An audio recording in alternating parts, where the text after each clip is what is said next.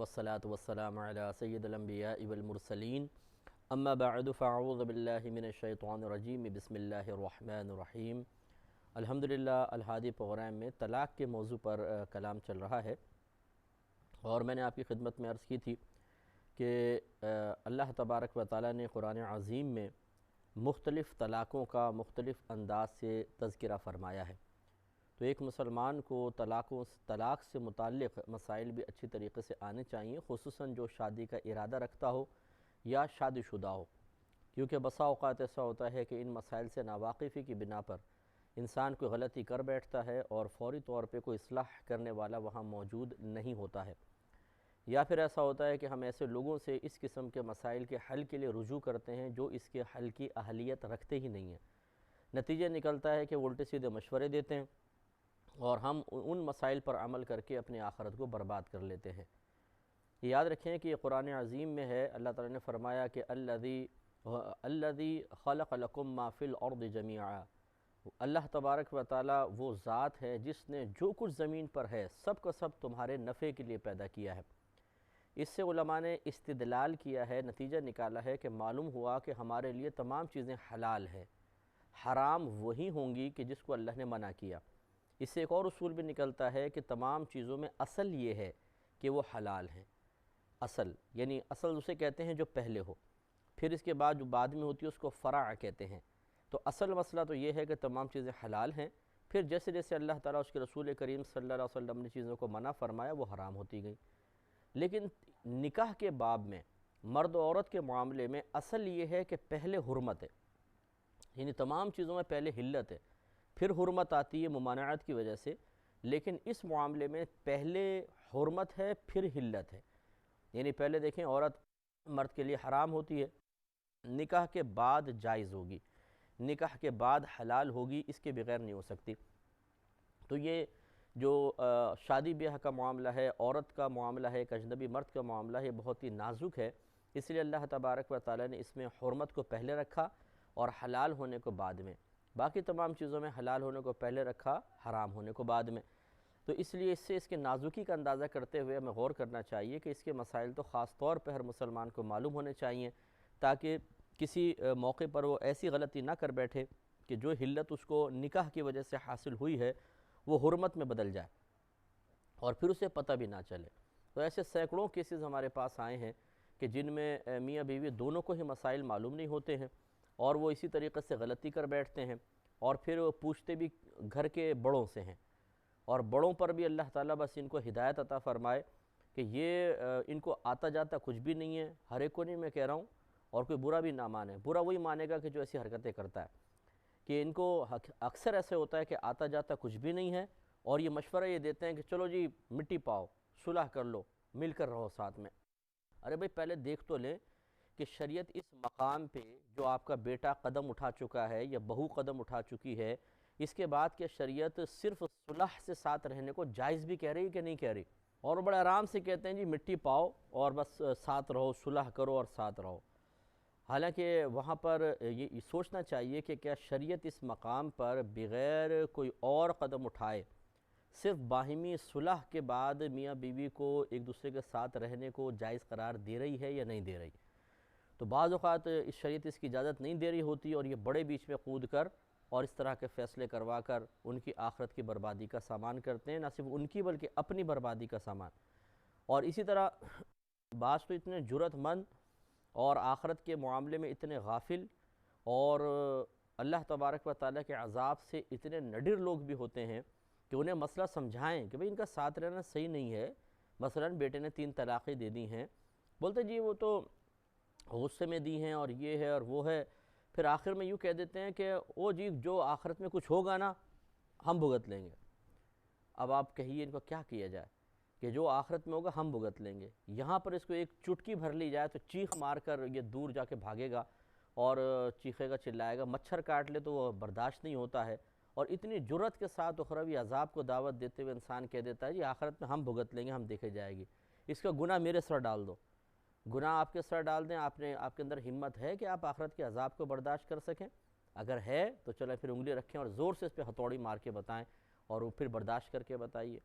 یہاں کی تھوڑی سی تکلیف تھوڑی سی اذیت، کسی کی تلخ گفتگو تک تو ہم سے برداشت ہوتی نہیں ہے، اور ہم اخروی معاملات کو اتنی آسانی سے لے لیتے ہیں کہ جی آخرت میں دیکھا جائے گا۔ تو اس لیے ایسا نہیں ہونا چاہیے، کوشش کریں کہ جو طلاق کے مسائل ہیں ان کو خود سیکھیں، اور اگر کوئی ایسا معاملہ آ جائے تو خود حل کرنے کے بجائے، یعنی ایسے پیچیدہ معاملہ آ جائے کہ آپ نے پہلے سیکھے بھی ہوئے ہیں تب بھی اس کو حل نہیں کر پا رہے، یا کچھ سمجھ میں نہیں آ رہا کہ کیا کریں، تو پھر کسی عالم دین، کسی اچھے مفتی صاحب سے رجوع کریں، وہ اس کا حل آپ کو بتائیں گے۔ تو میں ایک دفعہ خلاصہ کر دیتا ہوں تاکہ پھر یہ جو طلاق کی آیت ہے اس کو سمجھنے میں آسانی ہو، کہ یاد رکھیں کہ طلاقیں جن الفاظ سے دی جاتی ہیں وہ یا تو لفظ صریح ہوتے ہیں یا لفظ کنایہ ہوتے ہیں۔ میں اس کی تفصیل آپ کو بیان کر چکا ہوں، لیکن خلاصتاً پھر کہہ رہا ہوں۔ صریح وہ لفظ کہلاتے ہیں کہ جو طلاق کے لیے ہی استعمال ہوتے ہوں، اس کے علاوہ کسی اور چیزوں کے لیے استعمال نہ ہوتے ہوں، جیسے لفظ طلاق ہوتے بھی ہے تو بہت ہی شاذ و نادر، ورنہ ہمارے ہاں لفظ طلاق کے لیے استعمال ہوتا ہے، اس کو کہتے ہیں لفظ صریح۔ اور ایسے الفاظ جو طلاق کے علاوہ بھی دوسرے معانی میں بکثرت استعمال ہوتے ہیں لیکن طلاق کے لیے بھی ہو سکتے ہیں، انہیں کہتے ہیں لفظ کنایہ۔ جیسے شدید غصے میں اگر بیوی کہتی ہے مثال کے طور پر کہ مجھے طلاق دے دو، شوہر غصے میں کہتا ہے جا دفع ہو جا، اس سے بھی طلاق پڑ جاتی ہے، تو یہ ہے لفظ کنایہ۔ اب ان میں فرق یہ ہوتا ہے کہ اگر لفظ صریح سے طلاق دی جائے ایک یا دو تو یہ طلاق رجعی کہلاتی ہے۔ طلاق رجعی کا مطلب یہ ہوتا ہے کہ جیسے یہ طلاق دی عدت اسٹارٹ ہو جاتی ہے لیکن نکاح نہیں ٹوٹتا، چنانچہ اگر شوہر دوران عدت بیوی سے رجوع کرنا چاہے تو بغیر نکاح کے رجوع کر سکتا ہے، یعنی اس کو اپنے نکاح سابق میں رکھ سکتا ہے۔ اور رجوع کرنے کا طریقہ یہ ہوتا ہے کہ زبان سے کہہ دے، بہتر ہے دو گواہوں کے سامنے کہہ دے کہ میں نے اپنی زوجہ سے رجوع کیا، اور بیوی کو اطلاع بھی دے دے۔ اور یا پھر جو میاں بیوی کے درمیان کوئی بھی فعل ہوتا ہے، کوئی بھی عمل جو میاں بیوی کے درمیان جائز ہے وہ کر لے تو وہ یہ رجوع کہلائے گا، لیکن ایک یا دو طلاق کے بعد۔ لہذا لفظ صریح سے اگر 3 طلاقیں دیں تو بس پھر رجوع حلالہ کے بغیر نہیں ہو سکتا، جس کی تفصیل ابھی میں آگے آپ کو عرض کرتا ہوں۔ اور اگر لفظ کنایہ سے طلاق دی، ایک دی ہیں یا دو دی ہیں، جیسے ہی ایک یا دو طلاقیں لفظ کنایہ سے ہوں گی، عدت اب بھی سٹارٹ ہو جائے گی لیکن ساتھ ساتھ فوراً نکاح ٹوٹ جائے گا۔ اس میں اگر شوہر رجوع کرنا چاہتا ہے، چاہے عدت کے دوران کرے چاہے عدت کے بعد کرے، جدید نکاح ہی کرنا ہوگا، پھر وہ عورت اس کے لیے حلال ہوگی۔ ویسے صلح کر کے رہ لیں گے تو یہ حلال نہیں ہے، یاد رکھیں۔ طلاق رجعی میں جیسے آپ کو بتایا کہ دوران عدت نکاح کی حاجت نہیں، وہ اس کو نکاح میں رکھ سکتا ہے۔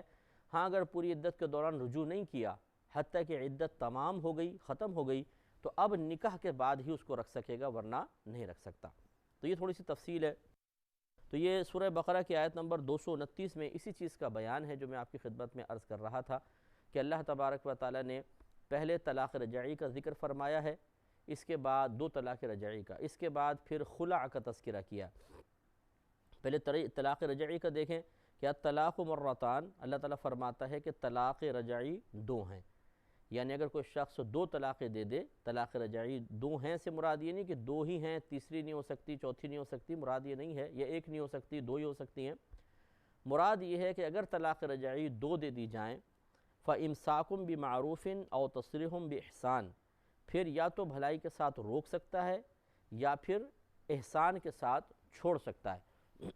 یعنی 2 طلاق کے بعد رجوع بھی کر سکتا ہے، اور چاہے تو رجوع نہ کرے، عورت کو چھوڑ دے حتیٰ کہ عدت تمام ہو جائے، وہ نکاح سے مکمل طور پہ نکل جائے گی۔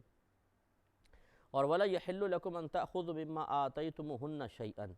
اور تمہارے لیے اے مردو، تمہارے لیے حلال نہیں کہ جو تم نے عورتوں کو مہر دیا ہے اس میں سے کچھ بھی واپس لے لو، یہ حلال نہیں ہے۔ ہاں لیکن اگر خلا کی صورت پیدا ہو جائے کہ مثال کے طور پر میاں بیوی میں صلح نہیں ہو پا رہی ہے، یعنی ایک دوسرے کے حق ادا نہیں کر پا رہے ہیں، اور عورت کہتی ہے مجھے آپ چھوڑ دیں، اور شوہر کہتا ہے کہ ایسے تو نہیں چھوڑوں گا، اگر تم اپنا مہر جو میں نے تمہیں دیا ہے وہ مہر مجھے واپس کر دو تو میں تمہیں چھوڑنے کے لیے تیار ہوں، تو مال کے بدلے میں جو طلاق دی جاتی ہے اس کو خلا کہتے ہیں۔ اس کے بارے میں اللہ تعالیٰ نے فرمایا کہ الا مگر ان یخافا، اور یہ مگر سے مراد یہ ہے کہ ویسے تو تمہیں مہر لینا حلال نہیں ہے لیکن اگر ایسا ہو تو پھر حلال ہو سکتا ہے۔ الا ان یخافا، مگر یہ کہ خوف کریں دونوں میاں بیوی، اللہ یقیما حدود اللہ، کہ یہ دونوں اللہ تعالیٰ کی حدود کو قائم نہ رکھ سکیں گے، فَإِنْ خِفْتُمْ، پھر اگر اے لڑکے اور لڑکی کے گھر والوں تم بھی یہ خوف کرو، اللہ یقیما حدود اللہ، کہ یہ دونوں اللہ تعالیٰ کی حدود کو قائم نہ رکھ سکیں گے۔ اللہ تعالیٰ کی حدود کو قائم نہ رکھ سکنے کا مطلب کیا ہے؟ ایک دوسرے کا حق ادا نہیں کر سکیں گے۔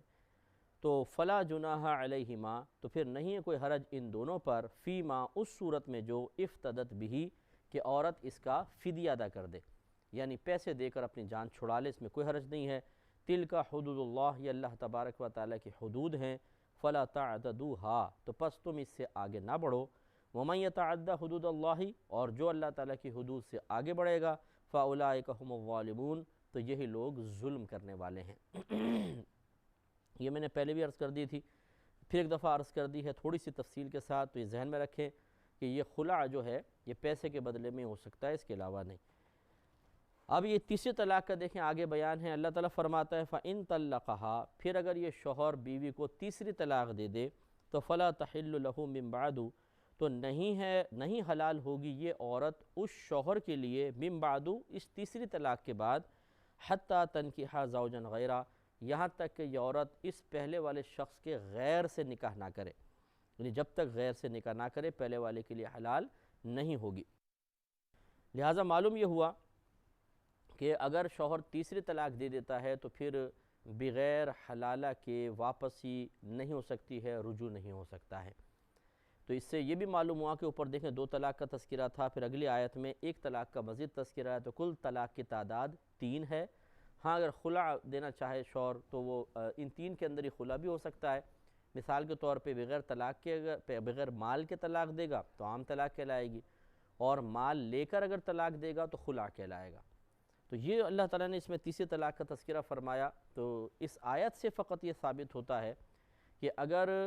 شوہر تیسری طلاق دے دے تو اب ان میں آپس میں بالکل کمپرومائز نہیں ہو سکتا، رجوع نہیں ہو سکتا ہے، جب تک کہ یہ عورت اس شخص کے علاوہ دوسرے شخص سے نکاح نہ کر لے۔ لیکن اس میں صرف نکاح کی قید ہے۔ لیکن یہ حدیث دیکھیں، بخاری شریف کی روایت ہے، 4857 نمبر حدیث ہے، سیدہ عائشہ صدیقہ رضی اللہ تعالیٰ عنہ اس کی راویہ ہیں، یہ کہتی ہیں کہ ایک شخص نے اپنی زوجہ کو 3 طلاقیں دے دیں، پھر اس عورت نے ایک اور شخص سے نکاح کر لیا، پھر اس دوسرے شخص نے بھی اس کو طلاق دے دی۔ تو سوال کیا گیا نبی کریم صلی اللہ علیہ وسلم سے کہ کیا وہ عورت پہلے والے کے لیے حلال ہو گئی ہے؟ اچھا، ابھی جو دوسرے شوہر نے طلاق دی تھی اس نے ابھی اس عورت کے ساتھ تعلق قائم نہیں کیا تھا، تو یہ مسئلہ پوچھا گیا کہ کیا یہ پہلے والے کے لیے حلال ہو گئی؟ سرکار نے فرمایا لا، نہیں، حتی یذوق عصیلتہا کما ذاق الاول، سرکار نے فرمایا کہ یہ پہلے والے کے حلال نہ ہوگی جب تک کہ یہ دوسرا شوہر اس کا اسی طرح کچھ شہد نہ چکھ لے جیسے پہلے شوہر نے چکھا ہے۔ تو سرکار نے کنایتاً شرم و حیا کے ساتھ یہ اس کو شہد سے تعبیر کیا، مراد اس کی یہ ہے کہ سرکار نے فرمایا جب تک ان دونوں میں فزیکلی طور پر جسمانی تعلق قائم نہیں ہوگا، صرف نکاح کرنے سے یہ عورت پہلے شوہر کے لیے حلال نہ ہوگی۔ اور اسی طرح بخاری کی دوسری روایت میں اور صراحتاً ہے کہ حضرت رفاعہ قرظی رضی اللہ تعالیٰ عنہ کی زوجہ تھیں، ان کو انہوں نے 3 طلاقیں دے دیں۔ انہوں نے عبداللہ بن زبیر یا عبد الرحمن بن زبیر رضی اللہ تعالیٰ عنہ سے نکاح کیا، تو پھر یہ سرکار کے پاس آئیں، عرض کیا رسول اللہ کہ ہمارا بھی کوئی جسمانی تعلق قائم نہیں ہوا تو کیا میں پہلے شوہر کے پاس جا سکتی ہوں؟ تو سرکار نے ارشاد فرمایا کہ نہیں، اس وقت تک تم اس پہلے والے کے لیے حلال نہ ہوگی جب تک تم اس شخص کا، دوسرے شوہر کا، اور دوسرا شوہر تمہارا کچھ شہد نہ چکھ لیں۔ تو معلوم یہ ہوا کہ قرآن سے یہ ثابت ہوا کہ تیسری طلاق کے بعد نکاح ہی کرنا پڑے گا، بغیر کسی دوسرے شخص سے نکاح کیے عورت پہلے والے کے لیے حلال نہیں ہوگی، اور حدیث ہمیں یہ کہتی ہے کہ دخول بھی ہوگا۔ اسی لیے پھر اب حلالہ یہ ہوتا ہے کہ اگر کوئی شخص اپنی بیوی کو 3 طلاقیں دے دیں تو پہلے اس کی بیوی اس شخص کی عدت گزارے گی، عدت گزارنے کے بعد پھر کسی شخص سے اپنی مرضی کے ساتھ بغیر شرائط طے کیے نکاح کرے گی، اس کے بعد ان دونوں میں جسمانی تعلق قائم ہو، پھر دوسرا شوہر اپنی مرضی سے جب چاہے اس کو طلاق دے، پھر یہ اس کی عدت گزارے، پھر اس کے بعد پہلے شوہر سے نکاح کر کے یہ اس کے لیے حلال ہو سکتی ہے۔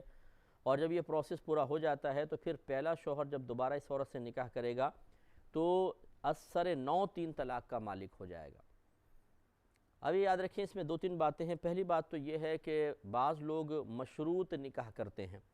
یعنی کسی شخص سے کہتے ہیں ہمیں حلالہ کرنا ہے، تو شرط یہ ہے کہ تم بس ایک دن بعد اس کو طلاق دے دو گے۔ وہ کہتا ہے چلو ٹھیک ہے، اس شرط کے ساتھ نکاح کر لیتے ہیں۔ اور بعض اوقات پیسہ دیتے ہیں کہ بھئی یہ 5,000 روپے لے لو، ہمیں حلالہ کرنا ہے، وہ پیسے لے کے نکاح کرتے ہیں باقاعدہ، پھر حلالہ کر لیتے ہیں۔ یہ دیکھیں ان دونوں صورتوں سے حلالہ ہو جائے گا لیکن یہ فقہ نے لکھا ہے کہ حلالہ ہو جائے گا،